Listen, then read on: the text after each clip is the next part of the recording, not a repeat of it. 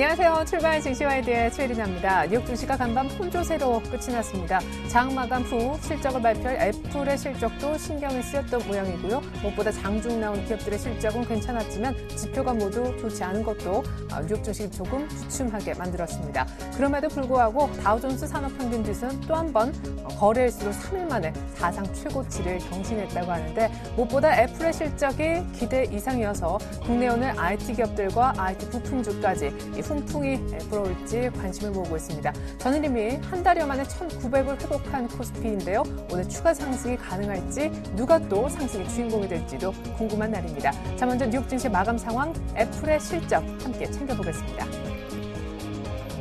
뉴욕 증시가 지표 부진으로 인해 혼조세를 나타냈습니다. 스탠다드&푸어스 500 지수와 나스닥 지수는 하락한 반면 다우 지수는 화학업체 듀퐁 등의 실적 호조세에 힘입어 또다시 신기록을 세웠습니다.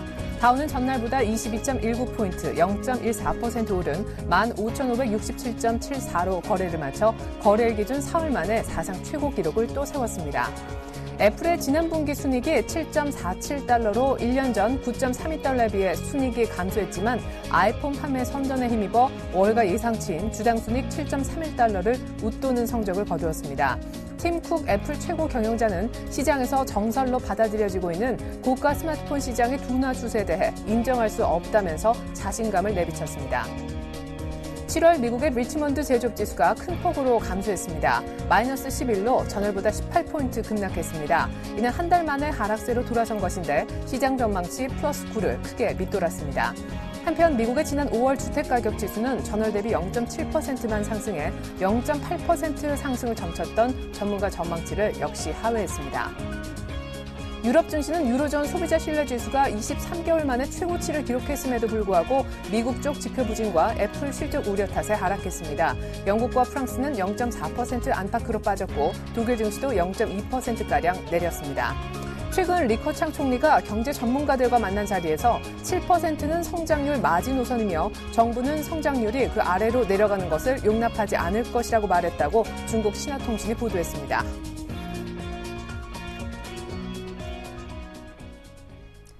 네, 오늘 장중 중국의 HSBC 제조 PMI 지표도 발표가 될 텐데요. 일단 그에 앞서 리커창 총지가 성장률 7%는 마지노선이다라는 긍정적 발언을 한 것도 일단은 호재성 재료로 봐야겠습니다. 오늘 과연 IT 업종이 애플 효과를 얼마나 누릴 수 있을지 관심을 끄는데요. 저희가 1부를 통해 준비한 소식부터 보여드리겠습니다.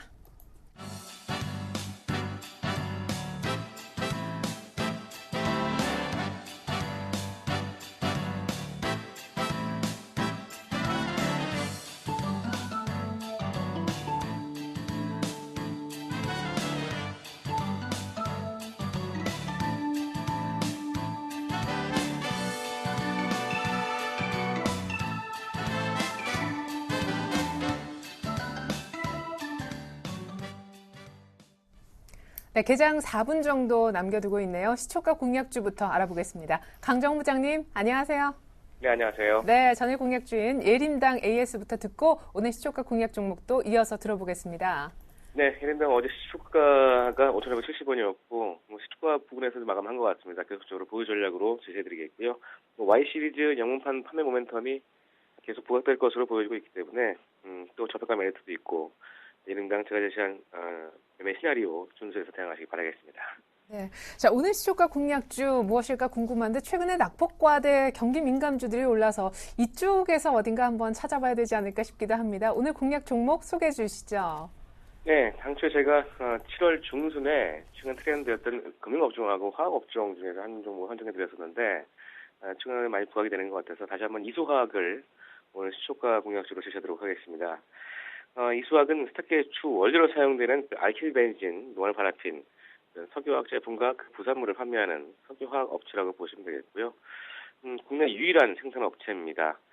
투자 포인트는 두 가지를 주시는데요. 첫 번째는 2분기 실적 호전 기대입니다. 1분기 영업이익 103억을 기록하면서 전분기 대비해서 44% 감소하는 모습을 보였습니다.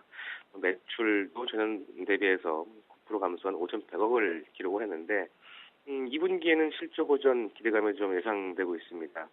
전체적으로 2분기 연결 영업이익이 190억을 전망하면서 지난 1분기 대비해서 85% 증가할 것으로 전망되고 있습니다. 1분기에는 이 가격 전가력 미약 부분하고 석유화학 부분의 시장 기대치 하에 또 경기 부진 이런 부분들이 이 건설과 섬유, 의약 부분의 회복 지연으로 영업이익이 특히 감소했습니다만 2분기에는 실적 호전이 좀 기대되고 있는 상황인데요. 특히 이제 석유화학 부분의 실적 정상화와 이 산업 성숙에 따른 건설과 섬유, 이 의학 부분의 실적 개선이 전분기 대비 실적의 큰 폭 개선이 기대되고 있습니다. 그래서 이 건설 부분 같은 경우에는 이자 비용과 이 의학 부분의 그 초기 투자비 부담이 시장 주가에 반영된 모습을 좀 보여주고 있고 2분기 이후에 전체적으로 이 본업 가치와 기록 자회사인 이수건설도 정상화가 좀 되고 있는 상황이기 때문에 2분기 실적 모멘텀을 좀 보여줄 수 있을 것이라고 좀 판단되어지고요. 최근에 또 화학업종이 전방위적으로 전 업종이 바닥을 타고 있는 모습을 보여주고 있기 때문에 이수화학도 그런 부분과 같이 연계해서 보시면 되겠다는 말씀드리겠고 두 번째는 납품과대 저평가 멘트인데 올해 실적 전체적으로는 현 주가 PER 800 정도 수준밖에 안 됩니다. 보수적으로 2년 평균 PER 10배를 적용하더라도 19,000원대에 밸류에이션 매력이 있는 그런 종목이고 많지는 않습니다만 기관도 소폼해서 들어오고 있는 부분 역시 이런 부분들 투자 포인트로 제시하도록 하겠습니다. 네, 이수화학 재공략주로 설명 들어봤습니다. 끝으로 가격 설명만 좀 더 들어볼게요. 네, 오늘 시초가고요. 목표가는 17,500원과 18,000원 사이를 설정해드리겠고 손절가는 15,800원 하면 시에 손절로 대응하시기 바라겠습니다. 네, 다시 한번 공략하는 이수화학 오늘 큰 수익 한번 났으면 좋겠네요. 강정무 부장님 감사합니다. 네, 고맙습니다.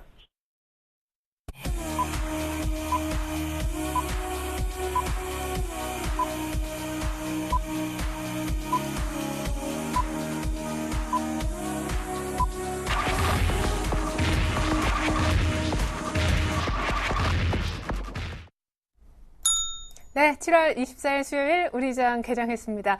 애플의 실적이 1년 전보다는 순이익이 줄었지만 예상보다는 괜찮았습니다. 아이폰 판매가 우리가 우려했던 수준보다는 좀 잘 팔린 것 같더라고요. 팀 쿡 애플 CEO도 최근 좀 둔화세를 보이고 있다라고 시장이 사실상 정설로 받아들여지고 있는 고가 하이엔드 스마트폰 시장의 성장성 둔화에 대해선 아니다라고 자신감을 피력했는데요. 오늘 당장 IT 주가, 삼성전자를 비롯한 IT 부품주까지 어떤 효과를 누릴지 궁금합니다. 자, 어제 1900포인트를 회복한 이상 오늘 추가적인 상승을 좀 했으면 하는 바람도 있는데요. 출발 상황 더 자세하게 들여다보겠습니다. 두 분의 전문가 나와주셨네요. 이명식 전문가님, 유스탁의 유창희 대표님 한꺼번에 인사드리겠습니다. 안녕하세요. 안녕하십니까. 네, 안녕하세요. 네, 자 먼저 이명식 전문가님께서 삼성전자 어떻게 출발하는지 또 코스피가 혹시 1900을 깨고 있는지 출발 상황 짚어주시겠어요? 네. 현재 약보합권에서 그 흐름이 전개되고 있습니다. 이틀 연속 상승에 따른 숨고르기 조정 국면이 장 초반부터 전개되면서 일단 코스피 지수 1903포인트에서 움직이는 모습을 보여주고 있고요. 금일 삼성전자의 경우 역시 약보합권에서 움직이고 있죠. 그러나 130만 원을 회복한 그런 상황에 놓여 있고 현재 흐름으로서는 상당히 안정적인 흐름이 전개되고 있다라고 볼 수가 있겠습니다. 대형 IT 관련주의 흐름을 보면은 장 초반부터 SK 하이닉스, LG전자가 소폭의 오름세를 보이고 있고 LG 디스플레이가 최근 실적 발표 이후 조정을 마무리하고 상승으로 전환하는 모습이 전개되고 있죠. 현재 1.2% 상승한 227,000원대를 형성하고 있는 모습을 보여주고 있습니다. 자동차 섹터의 경우 최근에 상승 랠리에서 다소 소외되는 모습을 보여주고 있죠. 현대차가 약보합권을 형성하고 있고 기아차가 현재 강보합권을 형성하고 있습니다. 최근에 현대모비스, 현대유아 등 일부 부품주들의 경우에는 혼조 국면이 나타나고 있는데 금일도 약보합권을 형성하고 있는 모습을 보여주고 있죠. 최근에 그 상승 랠리가 좋았던 조선 섹터의 흐름을 살펴보면은 현대, 삼성, 대우조선의 경우 금일 보합권에서 소폭의 오름세와 내림세를 반복하고 있는 모습을 보여주고 있습니다. 전일은 차익 매물이 일부 나타나는 모습을 보여주고 있고 한진중공업의 경우에는 현재 한 2% 상승하면서 13,000원대를 계속해서 유지해주고 있는 모습을 보여주고 있죠. 자산 가치가 부각되면서 상당히 견조한 흐름을 보여주고 있고 조선기자재에서 STS 엔진 추가적인 자원 지금 이에 따른 그런 호재성 재료로 인해서 전일에 이어 금일도 약 8%가량 반등 모멘텀이 강하게 나타나고 있는 모습을 보여주고 있고요. 화학 섹터의 경우에도 금일은 혼조 국면이 나타나고 있는 모습을 보여주고 있지만 여전히 소폭의 강한 그러한 그 보합권을 형성하고 있는 그런 모습을 보여주고 있습니다. 철강, 금속, 금일은 약보합권세로 소폭의 약세 흐름이 전개되고 있고, 중견그룹주인 세아제강이 소폭의 반등 모멘텀이 나타나고 있는 모습을 보여주고 있습니다. 전반적으로 그 전체적인 흐름을 보면 상당히 양호한 흐름이 그나마 전개되고 있다고 보실 수가 있겠습니다. 네, 감사합니다. 자, 오늘 대림산업이 소폭 하락해요. 어제 장 마감 이후 실적을 공시했는데 썩 좋지 않은 평가를 받고 있는 것 같습니다. 잠시 후에 건설주 흐름 대림산업 포함해서 더 자세히 짚어드립니다. 일본 니케이는요, 지금 0.3% 정도 하락해서 출발하네요. 14,725.53에 거래되고 있습니다. 오늘 아침에 또 하나의 지표가 나왔습니다. 일본의 6월달 무역 수지였는데 수출이 예상보다 많이 좀 적게 난 것 같습니다. 한 10% 정도 수출이 늘어날 것으로 기대했었지만 7.4% 정도만 늘어났고요. 무역 적자 폭도 때문에 예상보다 더 크게 불어난 1,800억 엔 정도까지 불어났습니다. 일본 니케이가 약간 조정을 보이면서 출발한 원인 역시 지표 쪽에서도 찾아볼 수 있다 싶습니다. 자, 대조적으로 오늘 코스닥만큼은 빨간불 보여주고 있는데 코스닥의 개장 분위기 더 자세히 들어보겠습니다. 이 대표님. 네, 일단 코스닥 시장은 조금 상승을 해서 543.15포인트에서 주가가 형성되고 있습니다. 어저께 이제 코스피가 급등을 했었고 코스닥은 오른 게 없었죠. 그러다 보니까 오늘 조금 반발 매수가 좀 들어오는 것이 아닌가 생각하고 있지만 아침에 이거 매수 들어온 거 가지고 주가가 올랐다고 말하기는 좀 민망스러운 지수의 모습이다라는 거 언급해드리고 싶고 코스닥이 코스피보다 조금 후행하는 것 같아요. 무슨 얘기냐면은 코스피가 지금과 같은 모양으로 한 2주 정도 기간 조정을 주다가 주가가 상승을 보였는데 코스닥이 지금 고루한 모습을 띠면서 2주 정도, 기간 한 일주일 정도죠. 그래서 540포인트 중심으로 해가지고 오르지도 못하고 그렇다고 빠지는 것도 아니고 옆으로 갈짓자 행보를 하고 있는데 일단 61선하고 121선에 대한 부담감이 작용하고 있는 것 같아요. 그러니까 어떤 특별한 모멘텀이 없는 상황에서 혼자 독야청청 올라가기에는 좀 부담이 되고 그렇다고 해서 빠질 만한 이슈가 있는 건 아니기 때문에 좀 기간 조정이 발생하고 있는데 일단 어저께 코스피가 1900을 어쨌든 돌파를 했고 만약에 이 자리가 안착되는 모습을 띈다라면은 코스닥도 다시금 550포인트가 됐든 560포인트가 됐든 올라갈 수 있는 하나의 모멘텀이 작용할 수 있다는 거. 그래서 코스피와 같이 연동해서 지켜볼 필요가 있고 일단 지금 여기서 치고 나가줘야 된다는 거. 치고 나가지 못한다라면은 21선까지 일시적인 눌림목이 좀 발생할 수 있다는 거. 그렇다면 21선 지금 우상향하고 있기 때문에 한 530포인트 중반까지는 좀 조정이 나올 수 있다는 부분도 올라가지 못한다라면은 그런 거 좀 열어놓고 대응하셨으면 좋겠고요. 시가총액 상위 종목을 보신다라면은 대부분의 종목군들이 강하게 오르진 못하고 있습니다. 센트리온, 파라다이스, CJ 오쇼핑 모두 약세를 좀 보여주고 있고 소폭 하락세를 보여주고 있고 포스코 ICT가 급등세를 좀 띄고 급등은 아니지만 강세를 띄고 있는 게 한 3% 가까운 상승세를 보여주면서 다시 9,500원대를 향해 가고 있다는 부분들. 2주 전에 이제 7월 초죠. 7월 초에 한번 상한가가 나온 다음에 그리고 나서 9,000원 중반까지 한번 레벨업 하고 나서 2주 가까이 주가가 올라오지 못하고 있어요. 다만 변동성만 확대를 시키고 있는데 여기서 이제 치고 나갈 것이냐, 이제 치고 나가지 못하고 다시 좀 무너질 것이냐의 길목에 놓이는 상황에서 일단은 다시금 9,500원 이상으로 올라오려고 하고 있다는 모습은 일단 추가적인 상승을 좀 열어놓고 대응할 필요가 있다라는 거 좀 언급을 해드리고 싶고요. 기타 이제 특징적인 종목이 아직까지 눈에 띄지 않다라는 거 좀 언급해드리고 싶고 지금 투자자 종합을 좀 보신다면 외국인 일단 32억 정도 매도가 나오고 있습니다. 아침이기 때문에 뭐라고 말씀 못 드리지만 어찌됐든 지금 코스닥에 이틀 연속 매수가 들어오고 오늘 소폭 매도가 나오고 있다는 부분들 아침부터 32억은 아주 적은 물량은 아니기 때문에 좀 확인해야 될 부분은 있고요. 외국인이 코스피로 몰리느냐 아니면 코스닥을 좀 사주느냐 오늘 좀 그 길목에 있다라고 좀 생각을 하고 있습니다. 네, 그래요. 또 애플의 실적이 괜찮아서인지 이라이콤 아주 대표적인 애플 부품주인데 한 3% 정도 강세를 보여주고 있습니다. 자, 코스피가 약간 어제 힘겹게 1,900을 아주 오래간만에 올라서서인지 약간 눌리는 모습도 있었었는데 지금 곧바로 또 상승 전환을 해서 1,904.78까지 올라왔습니다. 양시장 모두 빨간불 보여주고 있는데 서울 외환시장 분위기 어떨까요? 알아보죠. KB 외환선물로 가보겠습니다. 정경팔 팀장님 안녕하세요. 네, 안녕하십니까?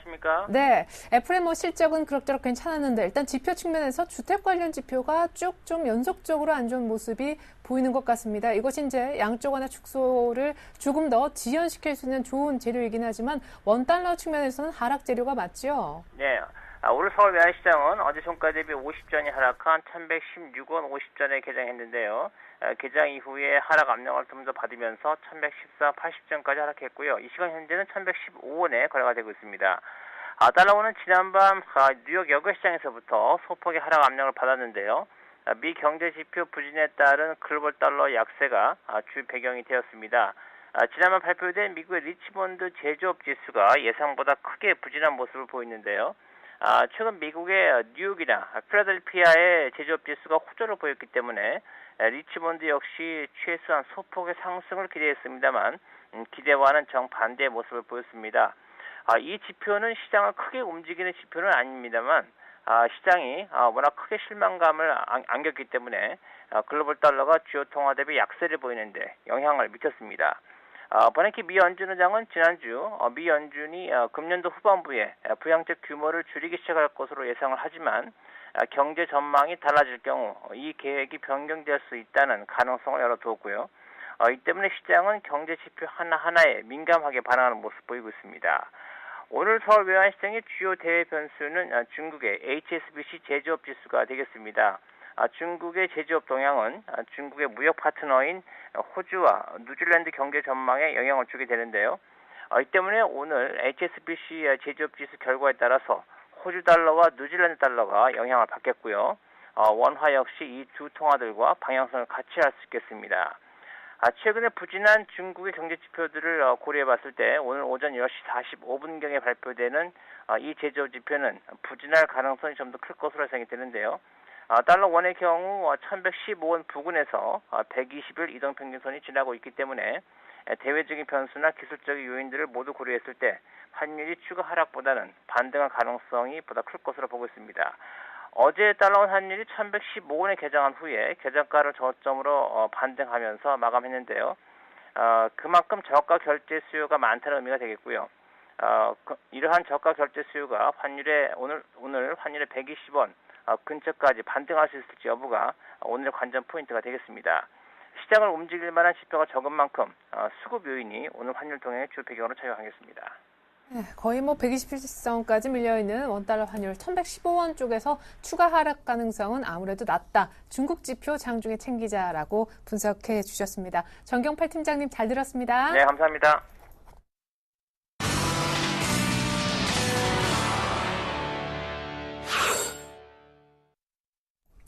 네, 외국인들이 선물 어제 또 현물과 함께 많이 7,000개 가까이 샀었는데 오늘은 선물은 또 팔고요. 현물만 아주 소폭 사고 있습니다. 삼성전자의 움직임은 애플의 실적 어닝 서프라이즈까지는 아니지만 예상을 상회한 가운데 삼성전자도 조용하고 의외로 IT주들이 크게 연동돼 움직이진 않는다라는 느낌을 주고 있네요. 자, 이제는 고수를 만나보셔야겠습니다. 고수는 과연 오늘 장에서 어떤 작전을 펴라고 주문해 줄까요? 한국밸류 21의 이드코 대표님과 작전 한번 세워보겠습니다. 안녕하세요, 대표님.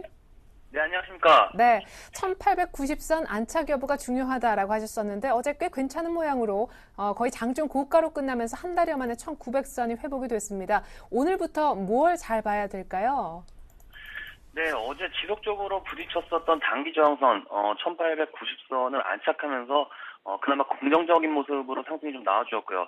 아시아 증시도 급등하는 모습이 나와주었는데 조금 아쉬웠던 부분이 이왕 상승한 김에 61선, 1910선까지 돌파를 해줬으면 조금 더 확신을 갖고 좀 지를 수가 있었는데 캔들의 모양이 윗꼬리가 없이 조금은 망치형이 나와서 상당히 좀 애매한 자리를 만들지 않았나 싶었고요.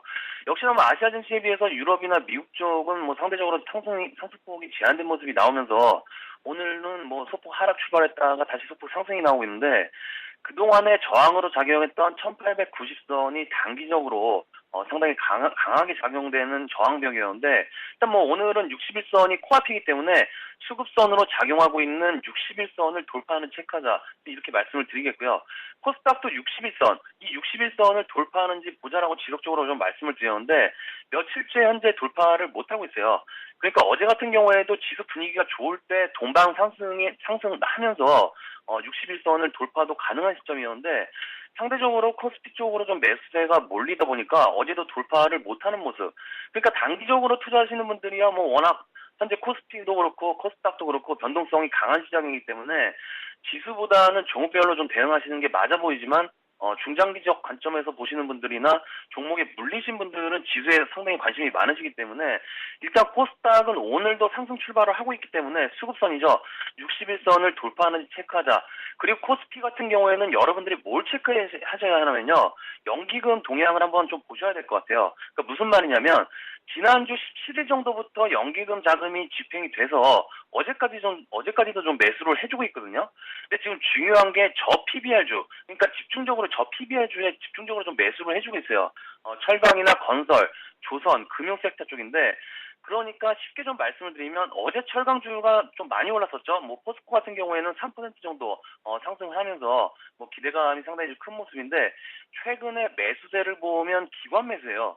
어제도 연기금이 9만 주 가까이 매수했고, 현대제철, 현대제철 같은 경우에도 기관들의 주 매수세로 상승하는 모습이거든요. 그리고 최근에 많이 오른 조선 섹터, 대우조선해양이나 삼성중공업, 현대중공업, 이런 종목들도 연기금에 집중 매수가 들어가면서 상승하는 모습들이기 때문에, 결과적으로 1900선을 중심으로 해서 그동안에 연기금들이 매수했던 섹터들, 앞에서 말씀드린 철강, 건설, 조선, 금융, 이런 섹터들 쪽으로 강하게 추가적으로 매수를 해주냐가 좀 관건이 될 것 같아요. 그러니까 지금 순환매 성격으로 한 번씩 다들 돌아가면서 상승을 했는데, 이런 것들이 결국에는 저점을 높이고 고점을 낮추는 상황이 좀 나오고 있기 때문에, 그동안 매수를 해주면서 상승을 견인했던 섹터들이 연기금 쪽에서 강하게 추가적인 매수에 들어가 준다면, 앞에서 말씀드린 섹터 위주로 상승이 나오면서 지수 동반 상승 가능하다는 거. 하지만 연기금 쪽에서 수익 실현이나 뭐 매도 포지션 쪽으로 가닥을 잡는다면, 그동안 상승했던 코스피 쪽에서 섹터들은 조금은 꺾이는 모습이 좀 나오지 않을까. 그리고 삼성전자 같은 경우에는 현재 좀 못 가고 있죠. 철강이나 조선, 건설주들에 비해서 못 갑니다. 그러니까 못 가는 이유가, 개인들이 지수 급락할 때마다 상당히 많이 매수를 해줬어요. 코스닥도 마찬가지인데, 개인들이 대부분 IT 쪽에 물려 있다는 거, 상당히 많이 좀 있다는 거. 그러다 보니까 종목들 자체가 좀 무거워지면서 상대적으로 기간 조정을 많이 하면서 진을 뺐던 섹터들 위주로 상승이 나와주는 것이다. 좀 이렇게 보시는 게 맞을 것 같아요. 그래서 오늘은 외국인들 매수가 들어오면서 삼성전자가 단기 저항선 132만 원대 저항을 돌파하면서, 앞에서 말씀드린 섹터들 상승이 나온다면 61선 돌파는 무리 없다. 하지만 삼전도 그렇고 그동안 올랐던 섹터들이 오늘부터 좀 조정이 나온다면 1900선을 중심으로 연기금들의 포지션을 체크하자, 이렇게 말씀을 드릴 수 있겠고요. 그리고 종목들은 오늘 다음 대아티아이, 아이컴포넌트 이 정도 보유하고 있는데, 다음은 어제 소폭 상승 가닥을 잡고 달리다가 밀리는 모습이 좀 나와주었는데, 어제 제가 뭐라고 말씀드렸냐면 121선을 돌파하는지 확인하자라고 말씀을 드렸어요. 그러니까 하지만 어제 조금 꺾이는 모습이 좀 나와주었기 때문에, 그동안 매수세로 일관했던 외국인들의 일단 눌림의 매수세가 들어오는지 확인하고 포지션 취하겠고요. 그리고 대아티아이 같은 경우에는 서서히 하락 쪽으로 가닥을 잡았다가 다시 자리 잡는 모습인데, 이 종목은 처음 소개해드리고 나서 상승할 때 뭐라고 말씀드렸냐면, 수익 실현하실 분들은 수익 실현하시되 저점 매수에 다시 임하자, 이렇게 말씀을 드렸어요. 그러니까 현재 거래량을 확 죽이면서 옆으로 기는 모습이 좀 나와주고 있기 때문에, 이 종목은 눌림의 재매수 관점 정도로 좀 보시면 될 것 같고요. 그리고 어제 아이컴포넌트, 이 종목은 어제 말씀드린 종목이죠. 소폭 하락 마감을 했는데, 일단 어제 손절가 1,500원 정도로 보셔라, 이렇게 말씀을 드렸어요. 하반기에 재료가 살아있는 종목이기 때문에 일단 손절가 이탈되지 않는 범위 내에서 홀딩 관점으로 좀 보시고요. 일단 오늘 추천주는 따로 없습니다. 오늘은 삼전이나 그동안 올랐던 철강, 조선 이런 섹터들 조정이 나오는지 확인하고 대응하자, 좀 이렇게 말씀드리면서 정리를 해드리도록 하겠습니다. 오늘 작전 타임은 여기까지입니다. 고맙습니다. 네, 감사합니다. 지금까지 밸류 21에 우리 이덕호 대표님의 작전을 들으셨는데요. 계속해서 출발 키포인트 브리핑이 이어지겠습니다.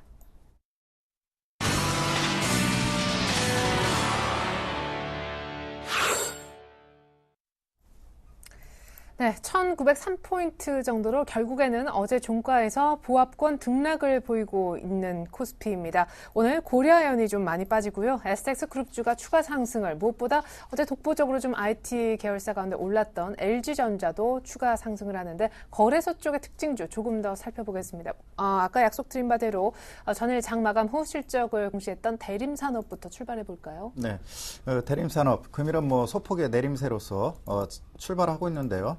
현재 그 대림산업의 그 향후 전망은 두 가지 관점에서 봐야 될 것으로 보여집니다.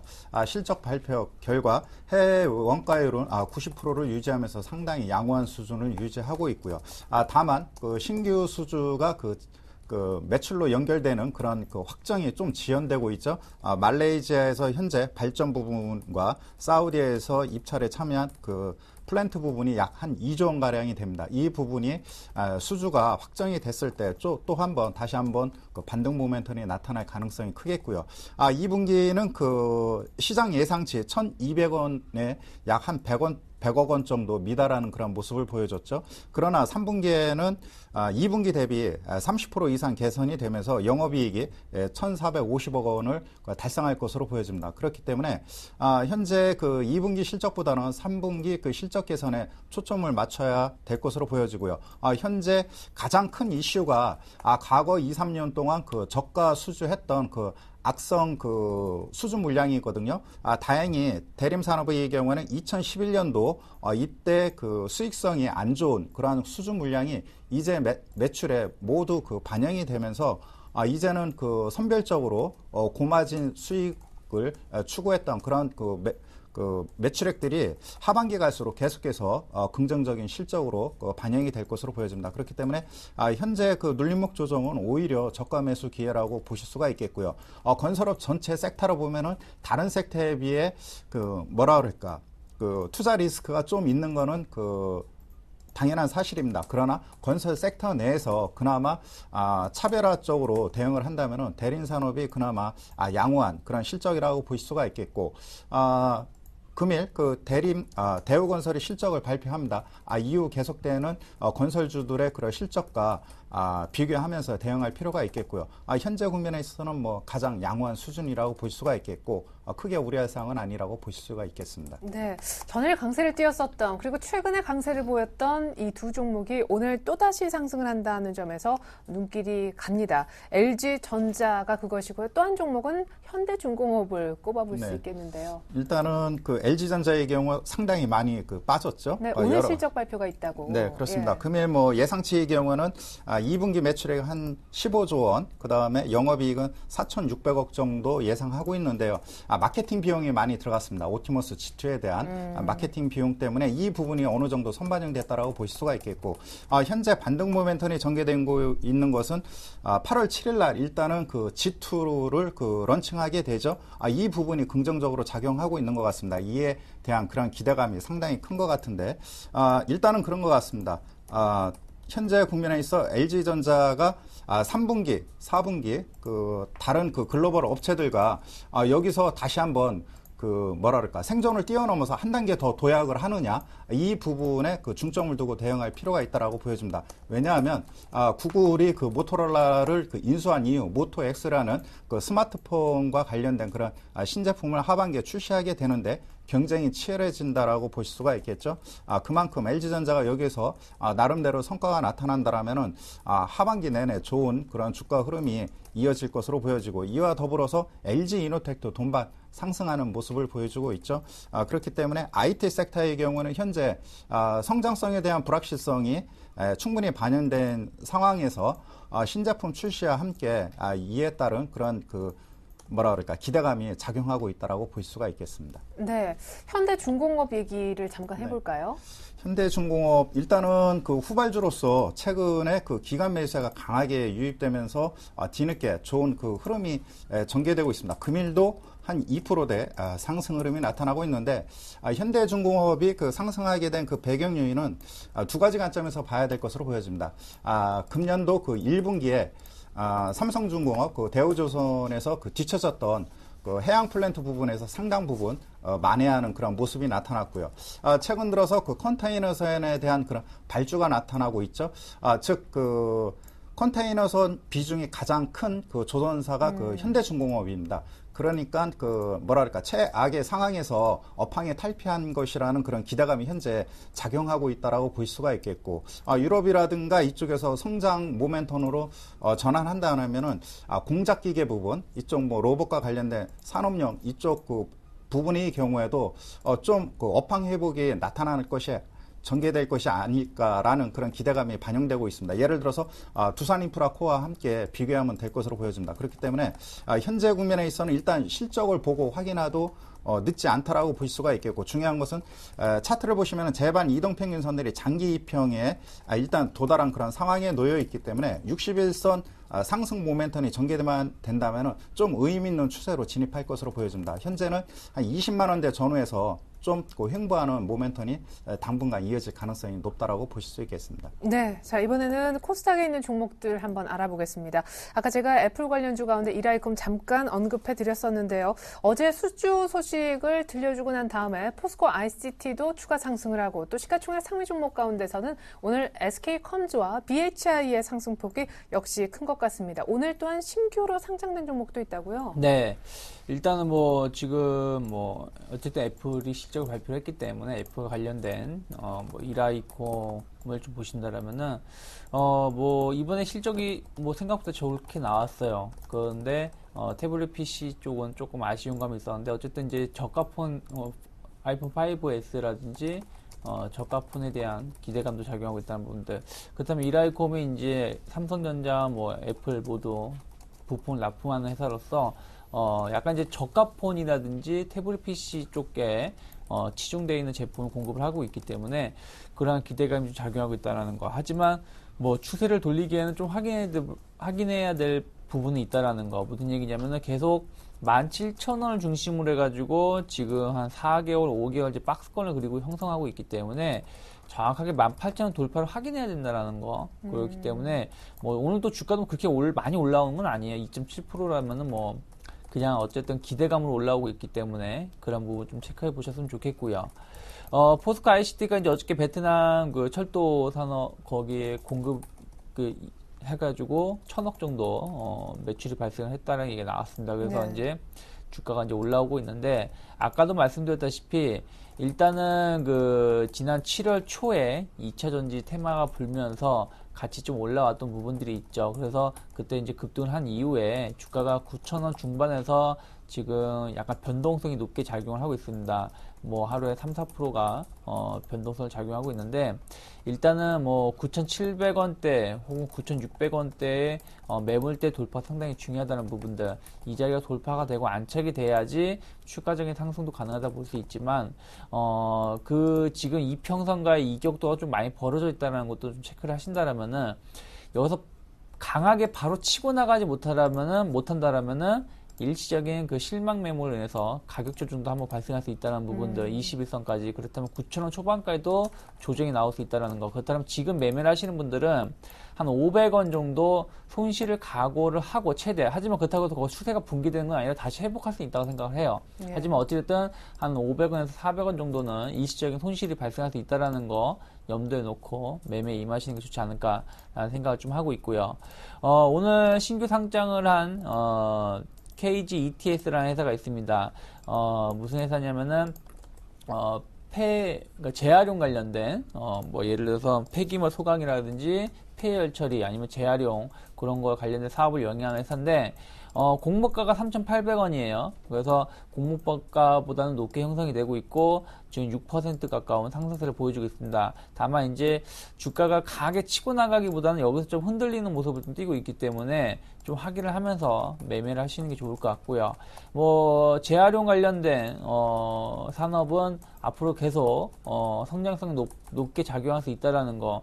뭐 올해 같은 경우도 영업이익이 150억 정도, 작년 대비해서 한 89% 정도 상승했다고 하는데, 뭐 처음에 공모할 때는 다들 매출 영업이익이 다 좋게 나와요. 그래서 그게 중요한 게 아니라 앞으로의 실적이 중요하다는 거. 그리고 주가 자체가 공모가가 3,800원이면 아주 뭐 높게 형성된 건 아니고 네. 또 지금 주가가 뭐 공모가보다 엄청나게 높게 형성된 건 아니기 때문에 뭐 회사의 뭐 전망이라든지 미래를 본다라면 한 번쯤은 좀 관심 있게 지켜볼 수도 있다라는 거 좀 언급을 해드리고 싶고요.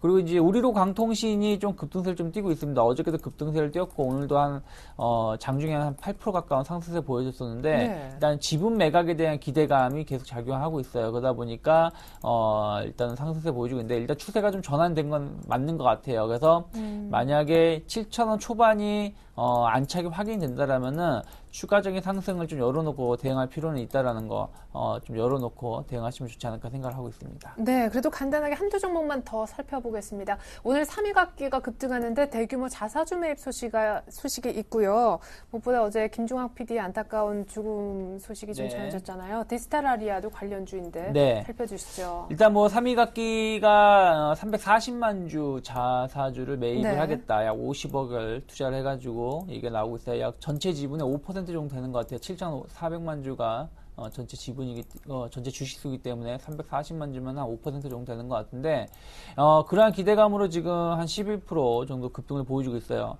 근데 중요한 건 이건 뭐 오늘 하루 만에 다 매수를 하는 게 아니라, 앞으로 큰 6개월 정도 기간을 주고 매수를 하겠죠. 짧게는 3개월이고, 그렇다면은, 주가에는 긍정적인 작용하겠지만은, 대주주가 이걸 막 매일 상한가로 매수하진 않을 거라는 것이죠. 네네. 그리고, 한 50억 정도라면은, 지금 주가 수준은 50억 정도이기 때문에 여기서 뭐 주가가 뭐 급등하기보다는 조금 매물이 좀 쏟아지고 나서 움직일 수 있다라는 거 좀 언급을 해드리고 싶고요. 3위각기가 현금이 지금 뭐 미국에 있는 회사도 지금 인수를 지금 앞두고 있죠. 그러니까 사모펀드하고 좀 대결이 좀 벌어지고 있기 때문에 네.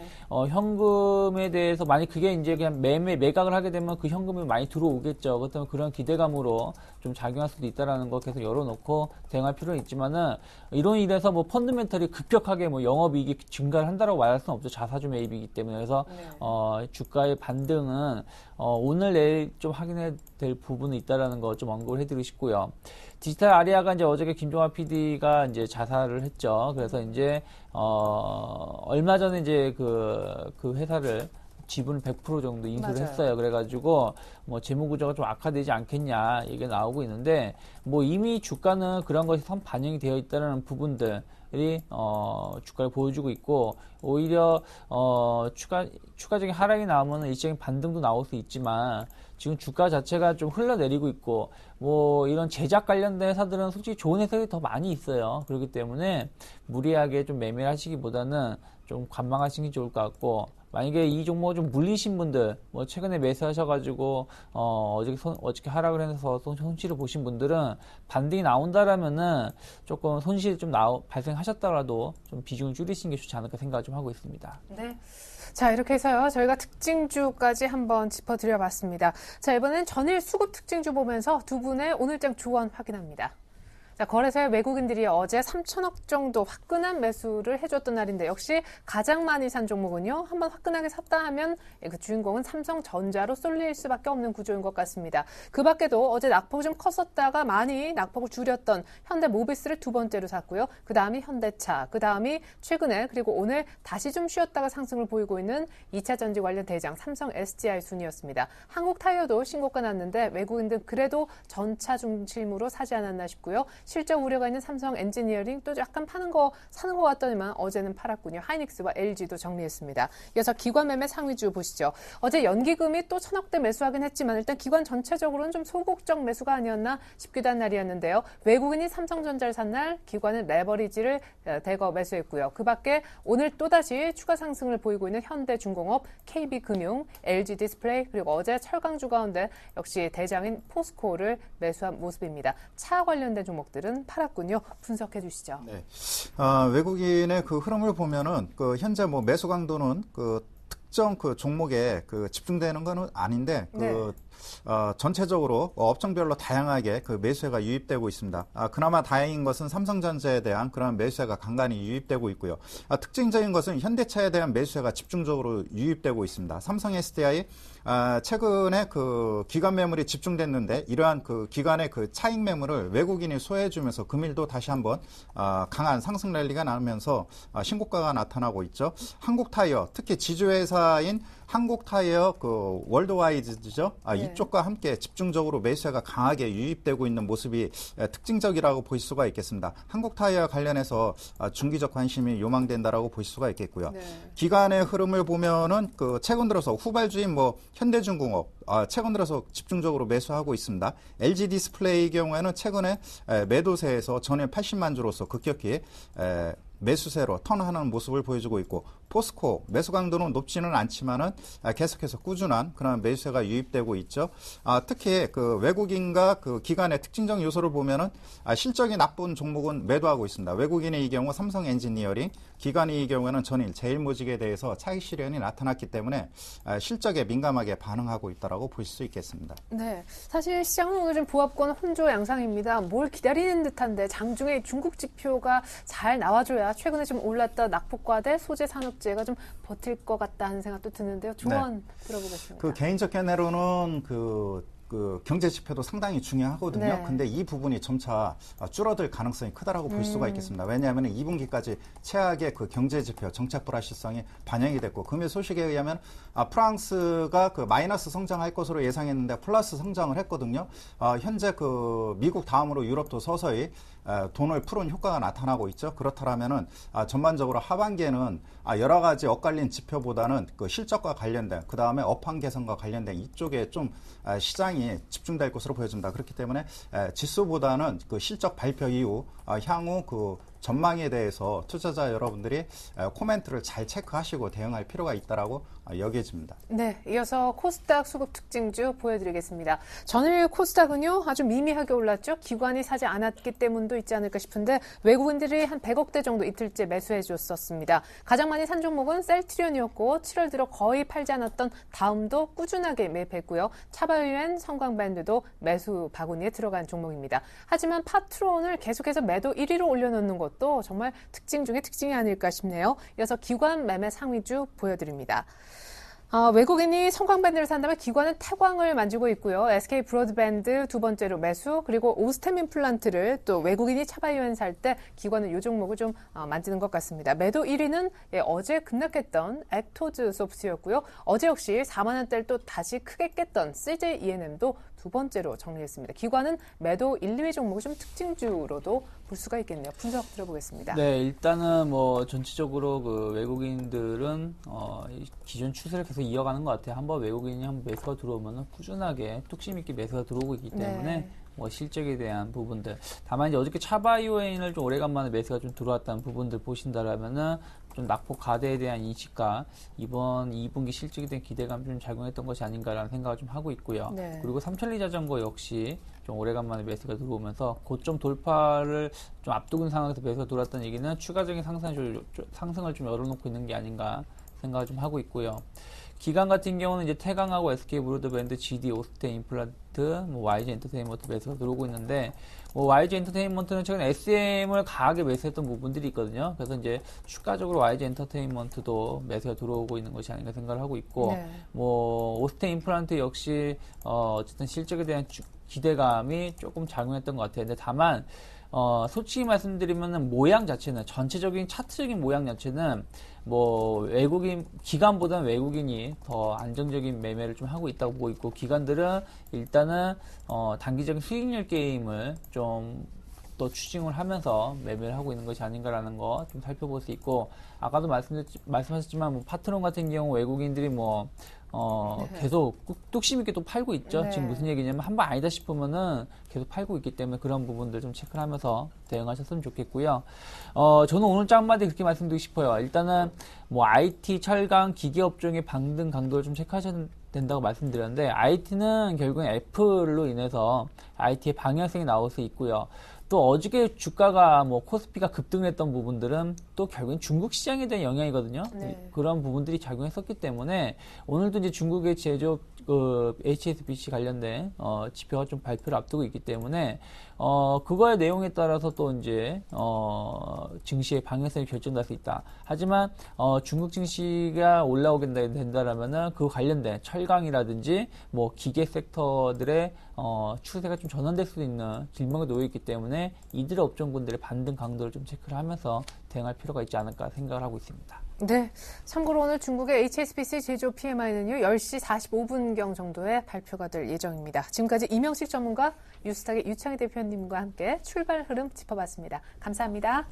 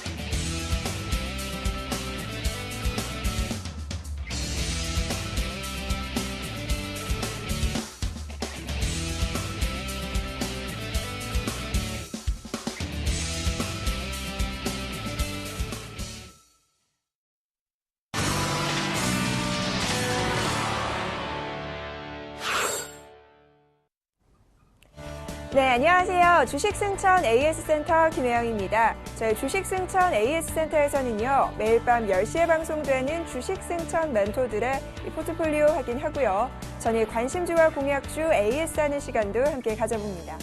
자, 먼저 전일에는 이효열 멘토와 김현근 멘토가 포트 대결을 펼쳤다고 하는데요. 먼저 이효열 멘토의 포트폴리오 확인합니다. 자, 먼저 기아차는 좀 밀립니다. 최근 자동차 쪽 흐름이 부진한 가운데 마이너스 2%, CJ는 반면 플러스 2%, GS가 4%, 대덕 GDS는 플러스 0.5% 수익률입니다. 자, 이어서 김현근 멘토의 포트입니다. 모두 다 양호한 흐름이네요. 이 플러스권, 서울반도체가 플러스 6%, SM이 4%, SK 역시 4%대의 수익률입니다. 자, 이어서 관심주 체크하는 시간입니다. 먼저 이효열 멘토의 관심주 삼성중공업입니다. 하반기부터 수주 호조가 전망되고 있는데요. 매수가는 38,100원, 목표가는 42,000원, 손절가는 35,000원입니다. 자, 이어서 김현근 멘토의 관심주입니다. S에너지, 이 정책수의 태양광 모듈 시장에 따른 이 회복 국면이 기대가 되고 있습니다. 매수가는 오늘장 시초가였고요. 목표가가 13,500원, 손절가는 11,000원입니다. 자, 이어서 관심 종목 현재가 흐름 짚어봅니다. 먼저 삼성중공업 1.4%의 상승 흐름 39,200원에 거래 중이고요. 자, 이어서 S에너지입니다. S에너지 역시 강보합권 12,350원에 거래 중입니다. 자, 이어서 오늘은 김현근 멘토님 전화 연결해서 신규로 제시하신 종목 전략 챙겨봅니다. 안녕하세요, 멘토님.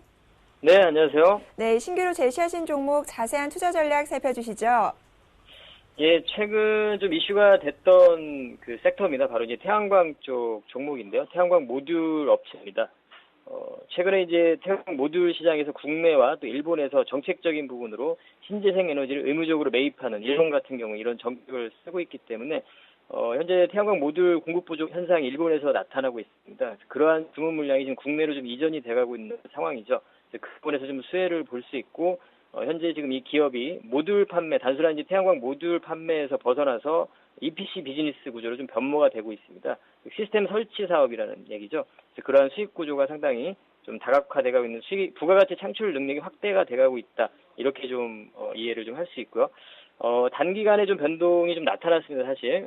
그래서 매수의 타이밍은 사실은 지난주였죠. 지난주 양봉 나타나고 나서 그 다음날 음봉이 나타났을 때 우리가 좋은 매수의 좀 타이밍이었습니다. 약간 조금 한 주 정도 후에 편입을 좀 하는데 기회 수익률을 대신에 좀 낮춘 상태에서 접근을 합니다. 그래서 오늘 시초가에 좀 접근했는데 일단은 상승 시도를 출발이 됐고 상승 시도를 하고 있고 기술적으로는 5일선을 좀 지켜주고 있는 모습입니다. 그래서 현재 지금 제시해드린 그런 전략대로 좀 단기적인 그 변동을 좀 노릴 수 있는 시기라고 생각을 합니다. 목표가 13,500원 제시 그대로 해드리고 그 손절에 대한 부분은 제가 좀 급하게 좀 잡아드렸는데 그 이유는 추후에 만약에 좀 다른 흐름 예상과는 좀 다른 흐름이 나타났을 경우에도 충분히 좀 중기적으로 볼 수 있기 때문에 그때 좀 대응 전략을 다시 한번 제시를 해드리도록 하겠습니다. 그래서 좀 관심을 가질 수 있는 현 구간에서 종목이다 이렇게 제시를 해드리도록 하겠습니다. 네, 오늘 신규로 제시하신 S에너지에 관한 투자 전략 챙겨봤습니다. 멘토님 오늘 말씀 감사합니다. 네, 감사합니다. 네, 저는 내일 이 시간 다시 찾아오겠습니다. 지금까지 주식승천 AS센터 김혜영이었습니다.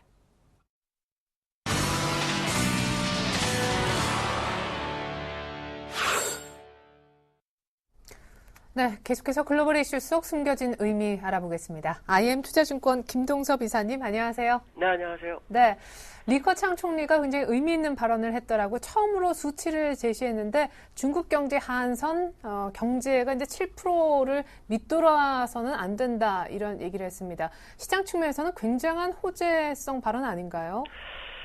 지금 이게 굉장히 중요할 것 같습니다. 오늘 중국장이 어떻게 열리는지는 봐야 되겠지만요. 시장에는 상당한 영향을 미칠 수 있다라는 생각을 가지고 있습니다.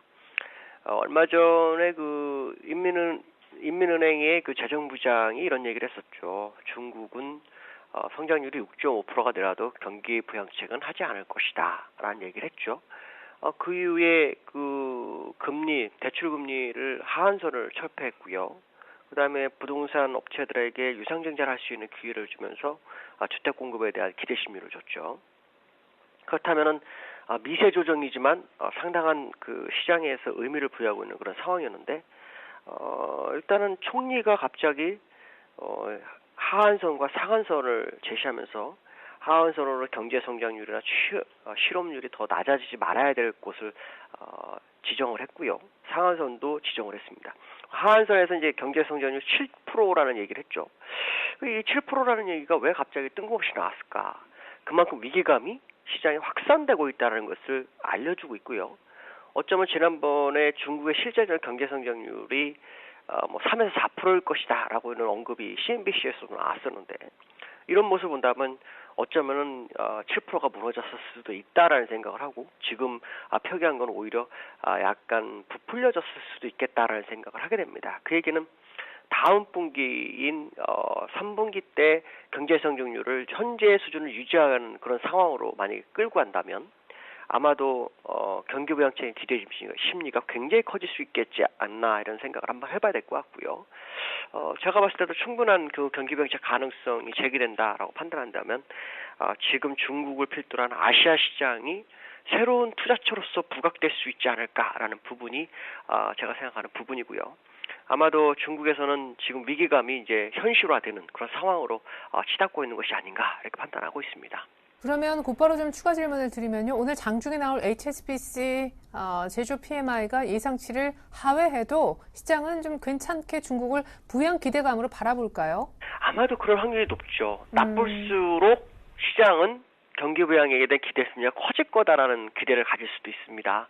그러니까 사실 HSBC PMI 지수가 좀 나빠지는 것도 나쁘지 않다라고 판단하고 있고요. 시장의 모습을 보았을 때 중국에 대한 거는 기대가 시장은 상당히 좀 커진 것으로 좀 예상이 되고 있기 때문에요. 아마 PMI 지수가 나쁠수록 더 유리하지 않을까라는 생각을 해보고 있습니다. 일본 얘기해보죠. 사면 선거에서 이제 연립 여당이 압승을 거두니까 일본 언론들이 여러 가지 보도를 내놨는데 전체적으로 공통된 톤은 아베노믹스 잔치는 끝났다 쪽으로 보도를 내고 있다고 합니다. 그 얘기인즉슨 향후 과제가 산적했다라는 의미일까요? 향후 과제가 산적한 걸 떠나서 굉장히 큰 문제가 있죠. 왜냐하면 지금 아베노믹스 하는 과정 속에서 금융화를 했고 또 재정을 동원했고 또 성장 동력 그래서 3개의 화살을 쐈다 했죠. 그것이 본궤도 안 쳐가고 있네 이러하지만 문제는 뭐냐면은 금융 완화하고 재정 동원하는 과정 속에서 부채 비율은 더 높아졌다라는 거죠. 국내 총생산 대비 250% 정도가 되는 그런 상황이 발생을 했는데 이것을 재정 안정화를 시키기 위해서는 결국 증세밖에 없는 상황이다라는 거죠. 그렇다면 지금 주가가 올라가고 경기가 살아났으면 국민들이 돈을 벌었느냐라고 생각을 한번 해봐야 되겠죠. 왜 그러냐면 기업들은 적자의 서덕인가 살아났고 또 주가는 올라갔지만 실질적인 국민들은 이익이 별로 없을 수 있다라는 부분이죠. 근데 문제는 뭐냐면 증세를 하기 위해서는 소비세를 증세해야 되는데 이게 일반인을 대상으로 하는 겁니다. 5%에서 8% 정도죠. 세율이. 미국에서도 부자 증세를 하려고 해도 안 되는데 소수를 위한 증세를 하려고도 안 되는데 국민을 향내해서 증세를 한다? 이것이 먹힐까라는 부분을 한번 생각해 봐야 됩니다. 굉장히 어려운 부분이 있다라는 부분이죠. 결국 이것이 어떻게 보면 아베노믹스를 실패로 이끌어가는 촉매자가 될 수도 있다라는 생각을 해야 될 것 같고요. 두 번째로는 뭐냐면 그 고령층에 대한 사회보장 혜택을 줄이는 건데요. 이게 지금 일본의 문제죠. 왜냐하면 일본도 선진국에 가깝다 보니까 아이를 별로 낳지는 않습니다. 그렇다 보니까 계속해서 밑에서 올라오는 고령화가 점점 층이 두꺼워지는 그런 상황이 발생을 하죠. 그들이 수십 년간을 연금을 내고 해서 사회복지의 혜택을 말년에 받아야 되는데 그걸 못하게 하겠다라면 이거를 누가 찬성하겠냐는 거죠. 그래서 그런지 아마도 그 이번 참여연이 끝나고 난 다음에 아베 신조의 지지율이 56%로 떨어졌다는 것은 아마 이런 부분을 반영하는 것이 아니냐. 그렇다 그러면 9월 이후에 있을 어떤 규제 재책이라든가 이런 부분들이 이루어지지 못한다 그러면 결국 상당히 좀 힘들어진 상황으로 가고 어려울 수 있다라는 생각을 해야 될 것 같고요. 이 부분이 시장에는 관심 화두다라고 보시면 될 것 같습니다. 네, 그래요. 일단 일본은 진짜 GDP 대비 250%에 육박한 나라빚이 제일 큰 문제인 것 같습니다. 자, 끝으로 우리장 조언 들어보겠습니다. 오늘 이제 잠시 후에 한 1시간여 후에 나올 중국의 지표가 안 좋으면 안 좋을수록 오히려 부양 기대감으로 연결될 수 있기 때문에 유리하다라고 하셨었는데 어제 모습 긍정적인 거 맞죠? 어제 전일장 간단하게 분석도 좀 들어보고 싶네요. 어저께 외국인들이 매수를 상당히 많이 했죠. 예. 현물도 했고 선물도 했습니다. 갑자기 뜬금없이 뜬금포를 날렸을까? 이 생각을 한번 해봐야 되겠죠.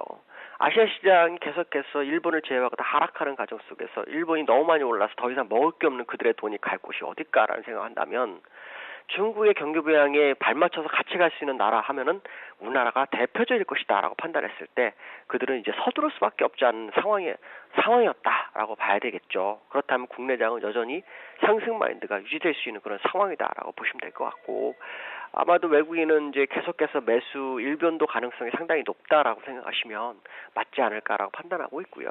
어저께는 상승을 한 후에 오늘은 중국장을 보는 눈치를 보는 건지 주가가 더 이상 못 올라오고 있지만 제가 볼 때는 10시 반 이후에 다시 방향성을 제시해주지 않을까 이렇게 판단하고 있습니다. 네, 하지만 그 방향성은 위쪽일 가능성 좀 기대를 역시 보여주셨습니다. 김동섭 이사님 조언까지 감사합니다. 네, 감사합니다. 네, 전 잠시 후 2부로 다시 오겠습니다. 출발 증시 와이드 1부는 마칩니다. 고맙습니다.